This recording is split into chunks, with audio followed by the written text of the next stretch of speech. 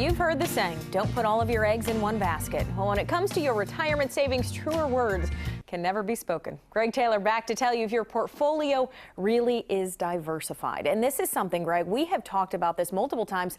Everyone needs to know if their portfolio is diversified, right? Absolutely. And sometimes we get fooled into thinking it's diversified. You know, I've got all these different stocks or mutual funds or bonds, and then we find out when we really do a strong analysis, and our wealth management team does a great job of this, is identifying that it's really just in a whole lot of different risk portfolios, you know, whether it be mid-cap or growth or international. And they think, wow, you know, I'm not all in one stock, and certainly that's smart. Sure. But a lot of people, you know, they're retired or getting really close to it. They've saved a nice nest egg, and then because it's all at risk, whenever the market drops, yes, maybe part of it drops, you know, less than another part, but essentially their entire portfolio drops. Why? Because the market's dropping. And they're blindsided, they're caught off guard because they thought because they were in different types of accounts that they were protected. Okay. Well, if a new client comes to you, they have a portfolio, it has a wide range, different types of stocks. Is that generally, and different mutual funds, is that what you'd consider to be diversified at all, or is that kind of another example of what you're saying, on the same thing? It's pretty much in the same thing. Yes, they can have different criteria to them. One can be for growth, one can be, you know, small cap or small companies and things like that, but it's not really diversified amongst what we call the worlds of money. Right. You know, so you've got banking, which, you know, nobody's lining up to run and put a bunch of money in the bank right now because they're not paying any interest. Right. Very minimal. And you have insurance companies which can provide some contractual guarantees for things like income. And then you have Wall Street that has many different facets to it. And you really need to understand how much risk you have. And I find that the average family doesn't really understand the amount of risk they're actually taking. So what is one of the most, I guess, forgotten about areas of the three that you talk about?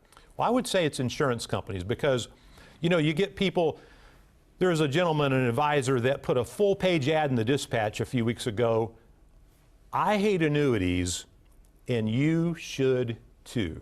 Now, there's a lot of them that I do not like, that I don't think are appropriate for our clients. However, to make a blanket statement like that, when someone might need income, they can have dependable income that's there for the rest of their lives, that they can know is going to be there, that they're not going to run out of income. And I can tell you, the number one fear amongst the people we serve every day is that they're going to run out of their income. They're going to run out of the money they need to support their lifestyle. So that's probably an overlooked area because it's been pushed so hard by so many.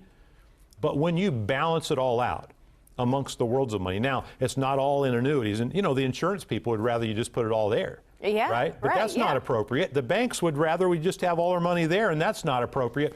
Wall Street puts all our money at risk, and I can tell you that's not appropriate either. Right. I mean, you have to be smart about where your money is, or else you're going to find yourself in trouble. You really will. So if you balance it out properly, now we can set up an income plan that gives you that dependable income. You can have your Wall Street account growing, and we have a wonderful wealth management team, and we're so excited. We have something called Asset Lock, where someone can say, I'm only willing to take a 10% drop if the market crashes. Well, with Asset Lock, if it went down 10%, you would safely rest on that Asset Lock platform. You wouldn't drop any more than that. Well, that's a wonderful opportunity for people while things are going well to not take more risk than they're comfortable with.